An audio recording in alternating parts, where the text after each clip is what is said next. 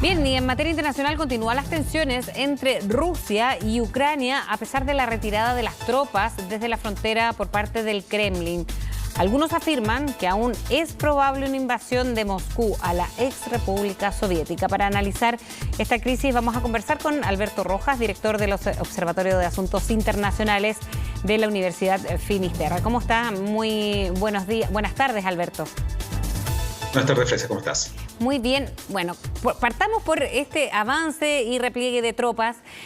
¿Por dónde estaría en lo más llamativo, Alberto, que hayan avanzado estas tropas como una advertencia o que se replegaran? ¿Qué es lo que se puede esperar a estas alturas en este conflicto en esa zona del mundo? Bueno, sin duda que Occidente ha buscado interpretar este retiro de tropas como una acción positiva y que sin duda lo es, aunque todavía no es tan relevante tomando en cuenta la cantidad de tropas desplegadas por Rusia en la frontera con Ucrania. Por lo tanto, me parece que esto tiene más bien un trasfondo mediático. Hemos visto las imágenes de tanques siendo transportados por un tren a través de este largo puente que conecta Crimea con el territorio continental ruso. Tengo la impresión que es más bien una acción mediática con la cual Moscú sin duda busca demostrar que es Estados Unidos y Occidente quienes exageran este escenario. Y en ese sentido es como un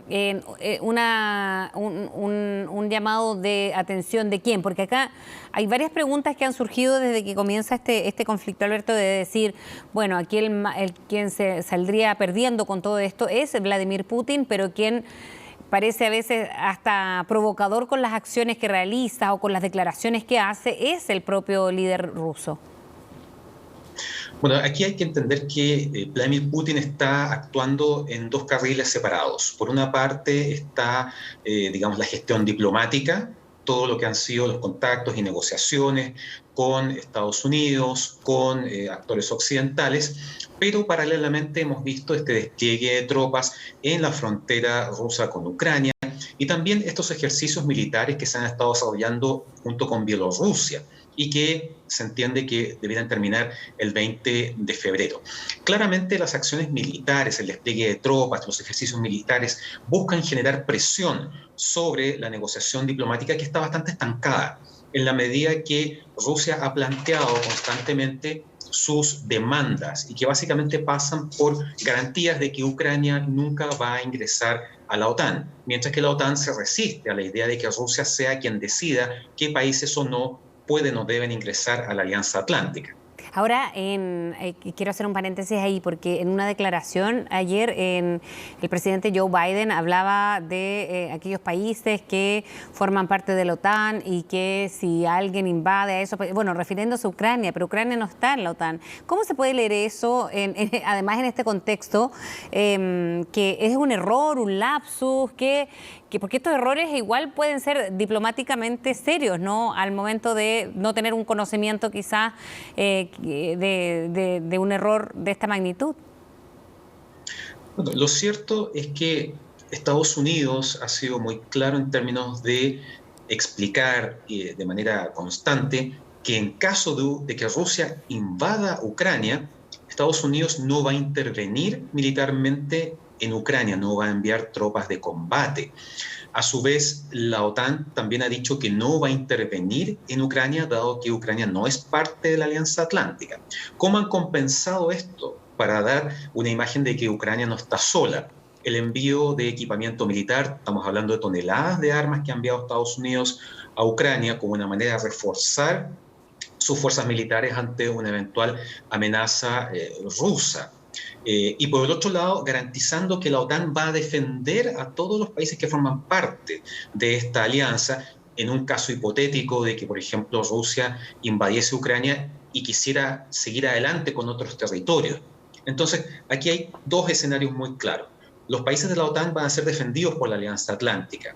Ucrania no es parte de la OTAN, pero no se le va a dejar sola. Sin embargo, eso se materializa en el apoyo militar, en el equipamiento, pero no en el envío de tropas. Claramente Estados Unidos no está pensando en abrir una nueva guerra después de las largas experiencias en Afganistán e Irak. Eso, cómo juega para varios líderes mundiales este conflicto. Lo hemos analizado desde otros puntos de vista con los líderes europeos.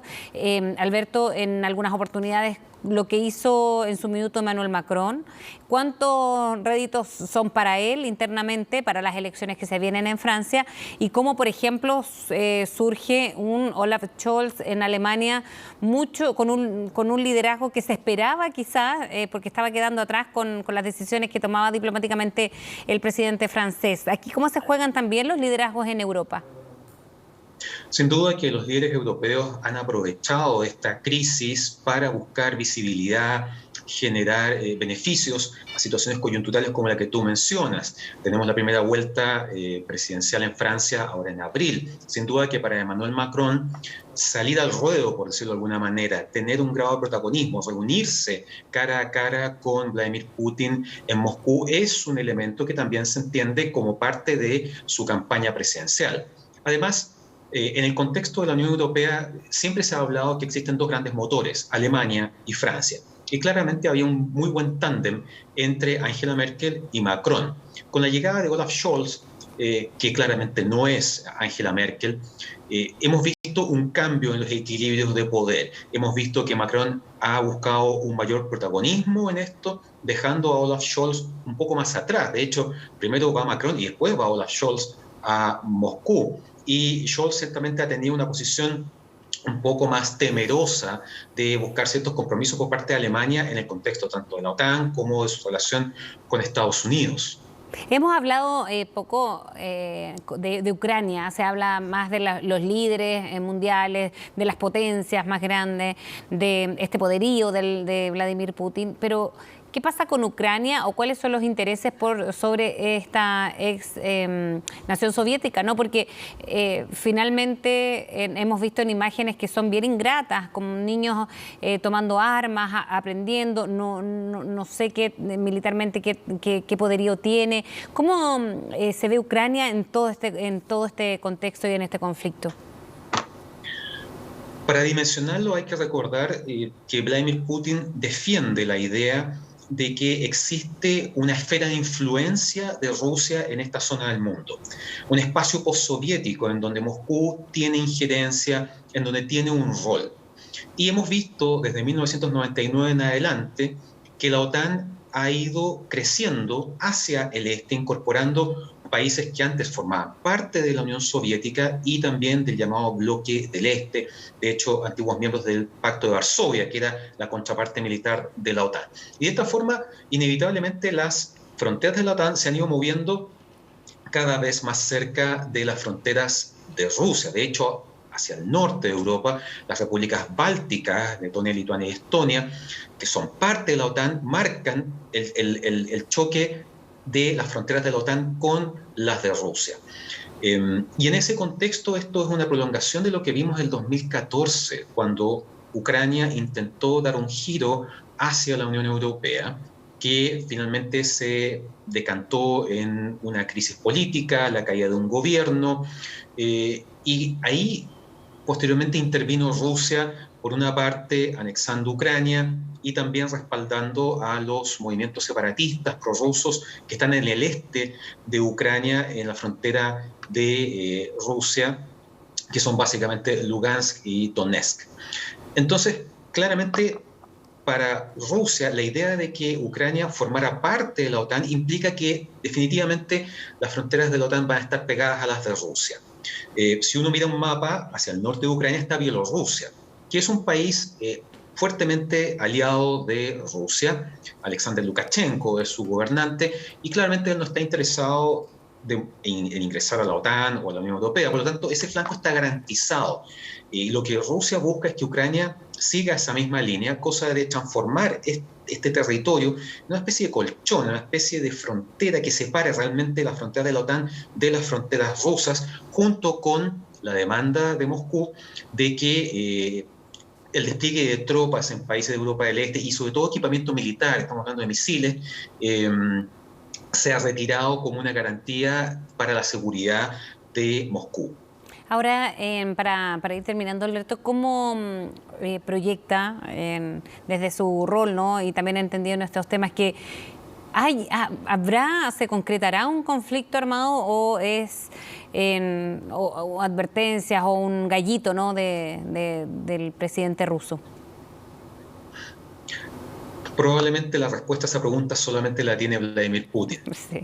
Sin embargo, lo cierto es que Putin por una parte, es un gobernante que ha demostrado que no le teme al uso de la fuerza militar. Lo vimos durante la Segunda Guerra en Chechenia en 1999, la guerra en Georgia el 2008, lo vimos en la intervención en Ucrania el 2014, lo vimos también, por ejemplo, en el envío de tropas a Siria en el contexto del combate al Estado Islámico y que terminaron básicamente consolidando el poder de Bashar al-Assad. Es decir, Rusia no le teme a tomar acciones militares o a respaldar a sus aliados. Sin embargo, Putin sabe que una acción militar puede generar consecuencias y que son bastante concretas y reales. Hemos visto que el presidente Biden ha dicho en varias oportunidades que las consecuencias serían muy graves para la economía de Rusia, fuertes sanciones, sacar a Rusia del sistema financiero mundial, y además sanciones dirigidas específicamente a figuras del Kremlin, incluyendo al propio Vladimir Putin. Por otro lado, está este gran negocio que es la venta de gas a Europa. El gasoducto Nord Stream 2, que corre por el Báltico, ¿verdad? Y que corre desde Rusia hacia Alemania. Está terminado, pero todavía no entra en funciones. Y le permitiría a Europa y sobre todo a Alemania recibir una importante cantidad de gas y a Rusia importantes ingresos. Gran parte de la economía rusa depende de la industria de los hidrocarburos. Por lo tanto, si eso se ve afectado, la economía rusa sufriría. Hemos visto también declaraciones del gobierno ruso diciendo que están preparados, que tienen reservas de petróleo y divisas y oro para enfrentar eventuales sanciones o bloqueos. El punto es que aquí hay costos y la respuesta la tiene Vladimir Putin en términos de hasta dónde está dispuesto a llegar, qué precio está dispuesto a llegar para, digamos, resolver esto. En todo caso, vale la pena señalar, Putin nunca ha hablado de invadir Ucrania en términos oficiales. Otra cosa es este enorme despliegue militar que hemos visto desde hace semanas, y que esto comenzó en noviembre cuando los servicios de inteligencia de Estados Unidos aseguraron que Rusia tenía planes para invadir Ucrania a mediados de enero. Y esa fecha se ha ido prolongando en el tiempo. Incluso se hablaba que hoy podía ser la fecha clave para una acción militar. Hasta el minuto eso no se ha concretado. De modo que la sensación es que todavía, si bien están estancadas las negociaciones en el ámbito diplomático, la presión militar rusa va a buscar destrabar esto de alguna manera, logrando ciertas concesiones por parte del gobierno estadounidense, el gobierno ucraniano, por cierto, y la OTAN, que tranquilicen sus intereses y sobre todo su respeto a esto que te mencionaba de esta esfera de influencia que Rusia defiende, que existe en esta parte del mundo. Bien, queremos agradecerle a Alberto Rojas por haber estado con nosotros en CNN Chile. Que tenga muy buen día, seguimos pendientes.